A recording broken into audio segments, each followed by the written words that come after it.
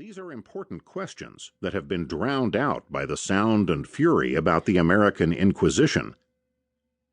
Beginning with the aftermath of the Bolshevik Revolution, we will trace Hollywood's fascination with radicalism in the 1930s, when the film industry was growing up and many future Hollywood personalities visited the Soviet Union, saw a future they believed would work everywhere, and returned to make that vision a reality at home.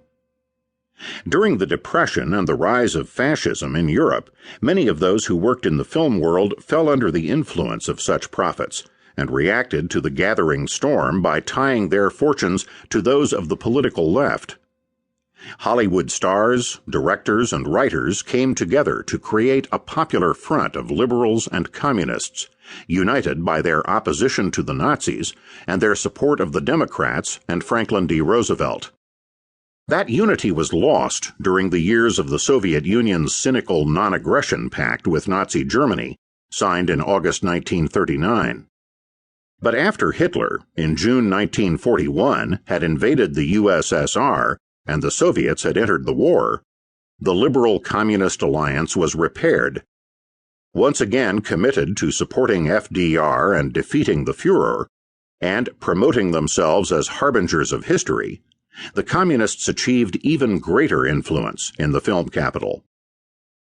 After the war had ended, and long before HUAC came to town, the growing estrangement between the United States and the Soviet Union terminated the love affair between the Reds and the Hollywood liberals. Some Hollywood personalities, like Olivia de Havilland and Melvyn Douglas, became fed up with the constant intrigues of their old associates, and began to see themselves as having been duped by communists, who were always pushing Moscow's interests rather than America's.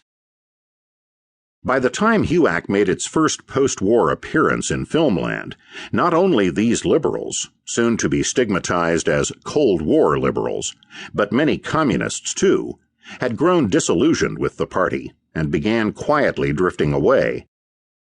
HUAC called for testimony from scores of writers, directors, and actors who were widely known in the industry to have been party members or sympathizers in the 1930s and 1940s. The result of these hearings soon led the studios to dispense with their services and to institute the now infamous blacklist. The blacklist has been over for close to 50 years.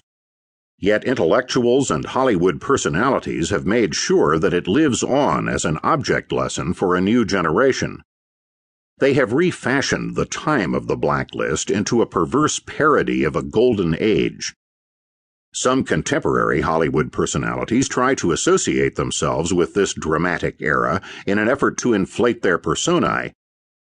Actor Sean Penn, for instance, whose father was one of those blacklisted, has tried to argue, when a proposal of his is turned down or a part in a film is given to someone else, that he has been blacklisted because of his opposition to the war in Iraq. And actor-director Tim Robbins, one of the most popular and employable Hollywood stars, complains routinely when his political opinions are challenged that he is the victim of a new blacklist. It is only a short step from reflexively honoring those actually blacklisted in the past to seeking status as a victim in a fictional blacklist of the present. In both cases, however, there is a denial of reality.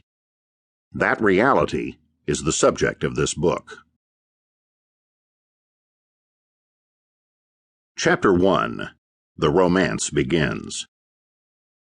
What better place for the Russian Revolution's promise of a utopian, classless society to take hold than in Hollywood, the capital of dreams? And who better to promote this dream than the revolutionary entrepreneur and propagandist Willy Münzenberg? Born in Germany in 1889, he dropped out of school at 15 to become a barber's apprentice, and then a laborer in a shoe factory. Handsome, ambitious, and dissatisfied, he drifted to Zurich, Switzerland, where at the age of 21 he became involved with the youth bureau of the Swiss Social Democratic Party. There he crossed paths with a small group of revolutionaries, including Lenin, Trotsky, and Karl Radek, men who would lead the Bolshevik Revolution. A born organizer and irresistible public speaker, the charismatic